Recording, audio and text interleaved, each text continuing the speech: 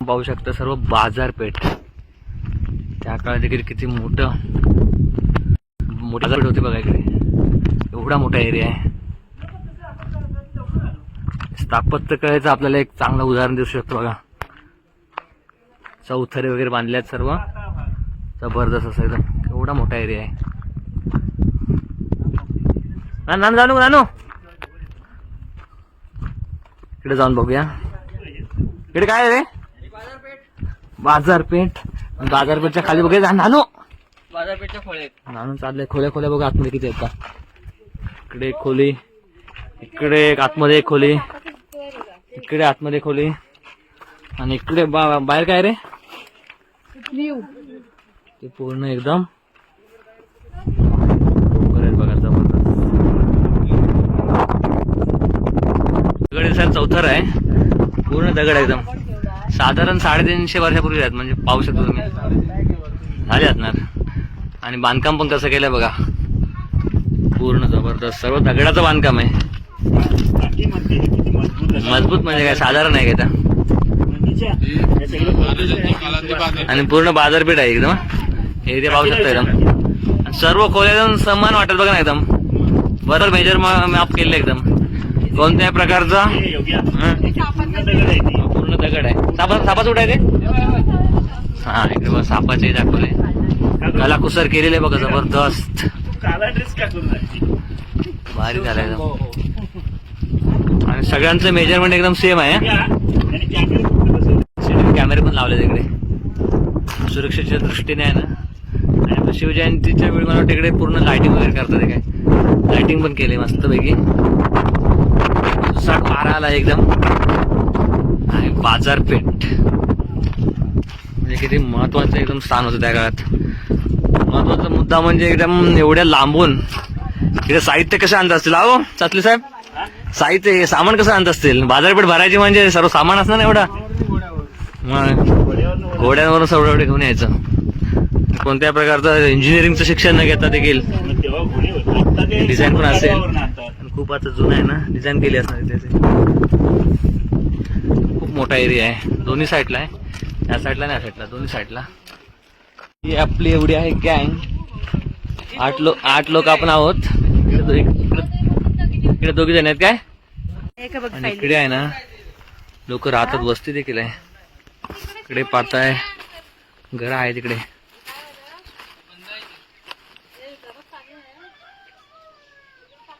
Road आहे समाधीकडे जाणारा. आणि त्याच्यात लेफ्ट साईडला इकडे शौचालयाची देखील सोय आहे लेडीज साठी वगैरे. गैरसोय होऊन म्हणून ते नवीन बांधलेलं आहे बघा. इकडे चांगली सोय केली. याची देखील गरज असते ना. तेवढं लांबून आपण वरून एवढ्या पायऱ्या चढून येणार.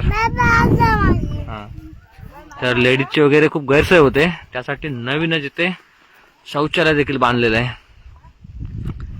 या रोडच्या बाजूला आहे जो रोड जातो समाधीकडे. आता आपण चाललोय समाधीकडे सातले साहेबांच्या मार्गदर्शनाखाली. किती वेळ येतो तुम्ही? यापूर्वी 2 वेळा आलात ना? 1 वेळा म्हणजे दुसरी वेळ आहे. प्रमोदर तुम्ही किती वेळा? 2 वेळा आलात ना? दुसरी वेळ आहे आपली. बायको म्हणते मी तिसरी वेळ आहे माझी. चौथी वेळ आहे. मला सांगितलं नाही म्हणजे लग्न व्हायच्या अगोदर आली ती. त्यामुळे मला काय सांगायचा काय संबंध नाही. आणि काकी पहिल्यांदा आलेली बघा. एकदाच आली पण म्हणते माझं मन भरलं.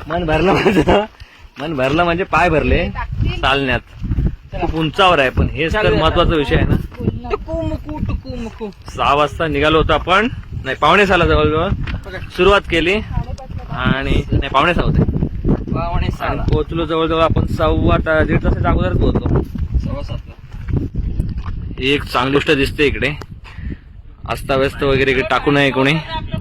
डस्टबिनची सोय केलेली आहे. तर देखील काही लोक टाकत असले इकडे तिकडे. ही गोष्ट योग्य नाहीये. आपल्या स्वराज्याची राजधानी तिचं आपण स्वतःच पावित्र्य राखलं पाहिजे. गव्हर्नमेंटने तर आपलं काम केलंय. डस्टबिन येथे उभारून त्याचा योग्य वापर आपण केला पाहिजे. तर चला पटापट. थांब ना.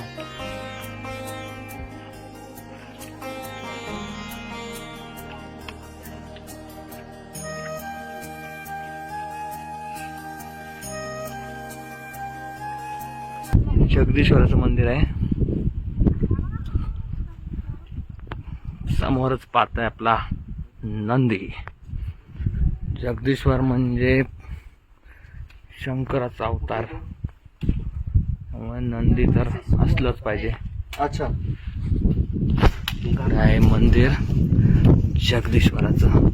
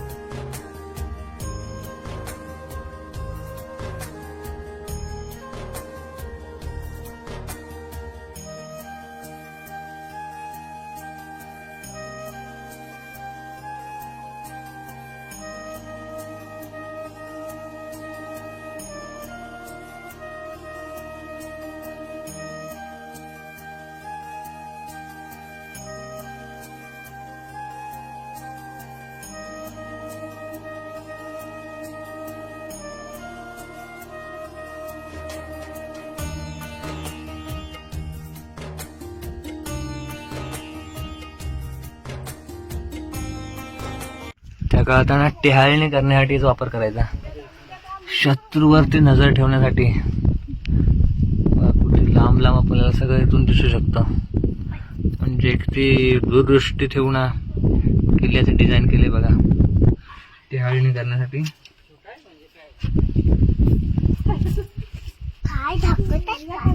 काय रेकॉर्ड केला. तर आता आपण जगदीश्वर मंदिराचं आणि आपल्या महाराजांच्या समाधीचं दर्शन घेऊन आता टकमक टोकाकडे जाणार आहोत. जगदीश्वराचं मंदिर देखील एकदम सुबक आहे, एकदम सुंदर बनवलंय आणि खूप शांतता एकदम वाटते. एकदम असं पूर्ण दगडाचा पाषाणाचं असल्यामुळे ना मस्त एकदम थंडगार वाटत होतं. त्यानंतर महाराजांची समाधी देखील पाहिली, तिथे दर्शन घेतलं. आणि त्याच्या बाजूलाच आहे समाधी दुसरी महाराजांच्या वाघ्या श्वानाची. म्हणजे इतिहासामध्ये पहिल्यांदाच असं आहे बघा, राजाच्या बाजूला त्याचा श्वानाचं देखील समाधी आहे. म्हणजे किती प्रामाणिक आणि बोलतात ना हे श्वान होतं. जेव्हा महाराजांना अग्नी दिली त्यावेळी त्याने मला वाटतं अग्नीत उडी मारली असं म्हणतात. आणि त्यामुळेच महाराजांच्या समाधीच्या बाजूलाच वाघ्या श्वानाची देखील समाधी आहे. हे इतिहासामध्ये पहिलंच उदाहरण आहे. म्हणजे आपले राजे किती जरी शूरवीर असले तरी प्राण्यांवर देखील त्यांचं खूप प्रेम होतं, हे यातून तरी असं दिसतंय. मित्रांनी पाहताय आपलं टकमक टोक.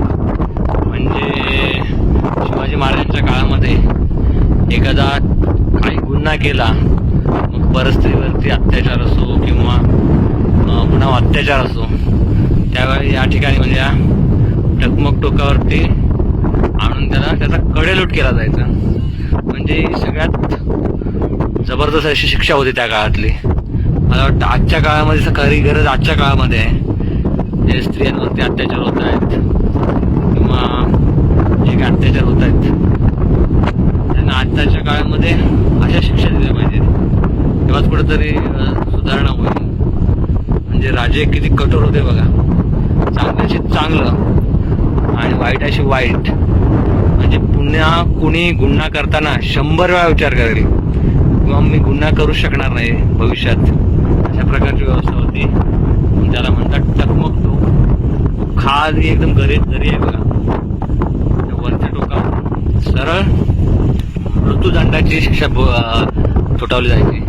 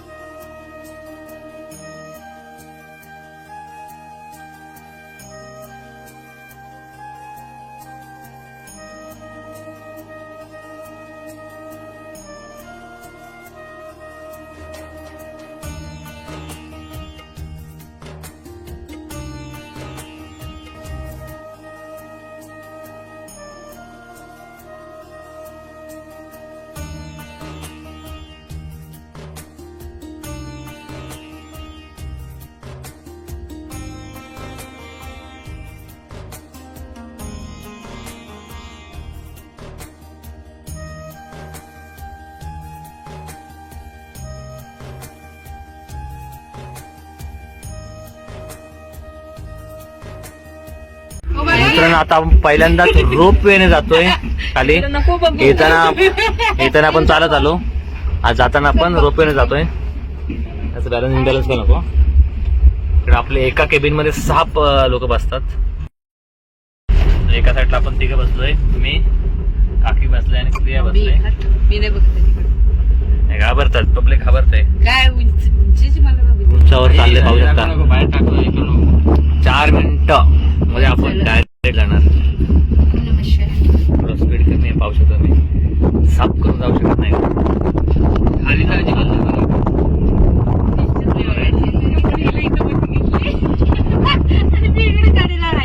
पाहू शकतो बघा किती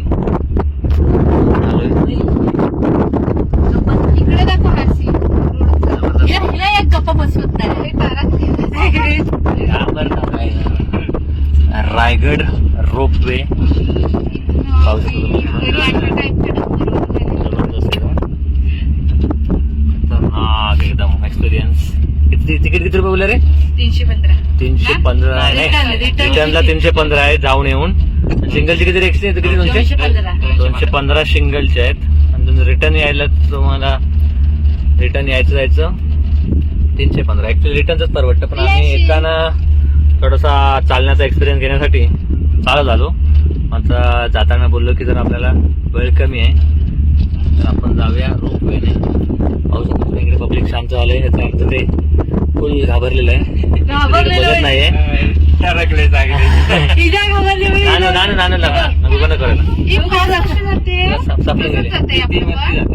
वरती जाताना एका कॅबिन मध्ये 6 लोक बसतात, पण 3 बॅलन्स करून बसावं लागतं. नाही तर कसं तिकडे थोडा इम्बॅलन्स झाला तर माहिती सांगतोय. प्रमोद त्या मागे दिसत नाही आहेत, बायको घाबरले प्रमोदांची, पण त्याने जबाबदारी आमच्यावर सोडला नाही. ते मागे बसले. जवळ आलो बघा, रोड जवळ दिसतोय. आपण काय सोड मागे आलो बघा. मागे आलो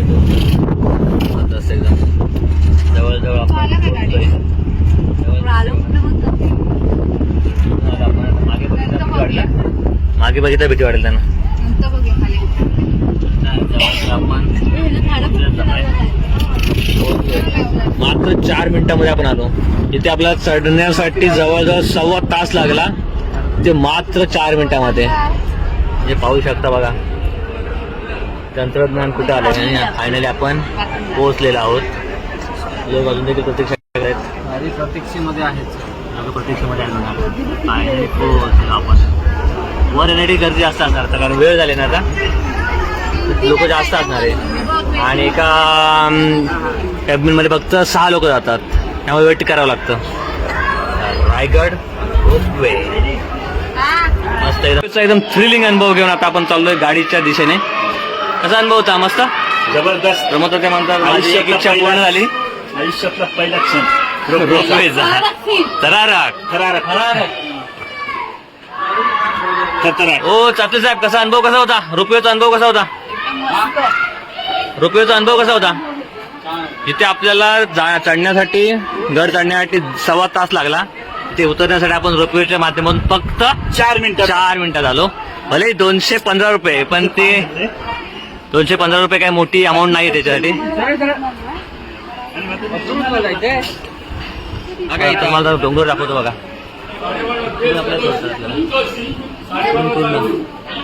पूर्ण आपण येतो आता चालले आपण आलो. या ठिकाणावर आपण खाली आलो. जबरदस्त सीन दिसतोय एकदम. चाललंय बघा. 3 कॅबिनेट आहेत. एका कॅबिन मध्ये 6 पॅसेंजर होतात. असे 3 कॅबिन आहेत बघा एका टायमाला. पूर्ण चाललंय वरती. परत अनुभव जवळ वरती चालले 3 कॅबिनेट. आम्ही आलो आता.